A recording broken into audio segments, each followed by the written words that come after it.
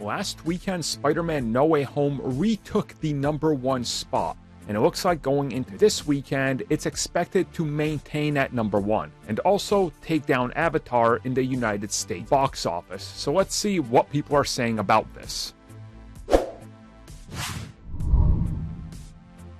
So what we are looking at right now before the weekend is Spider-Man No Way Home for Marvel, Disney, and Sony has 720 to 725 million in box office.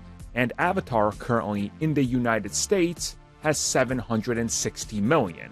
So if we start looking at all the numbers and how the projections are going weekend after weekend and what's going to be happening, it definitely looks like, unless something bizarre happens and Spider-Man underperforms this weekend, which again, refer to every other weekend we've talked about that happening in those predictions, this is probably not going to happen.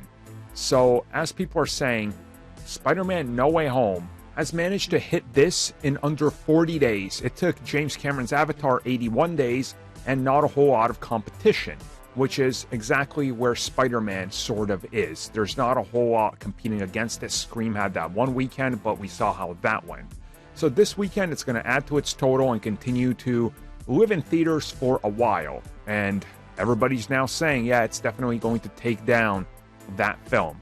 Now, of course, the other two films ahead of it, Endgame with 858 million, is pretty much out of the question at this point, because domestically it would have to suddenly start making 20 to 30 million over the next couple weekends. And The Force Awakens at 936 million is near impossible in this case. So overall, Spider-Man, it's going to take the #3 spot of biggest domestic film ever, which is impressive.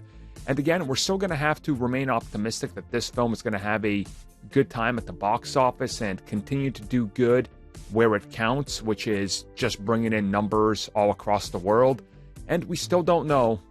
China has rejected it, but maybe they'll cut something out or try to secure a release date in there, because it could realistically push them past that big 2 billion, which I think Sony would be desperate to, but the Disney connection and the whole Venom connection is unlikely to offer that. So I guess we're just going to see.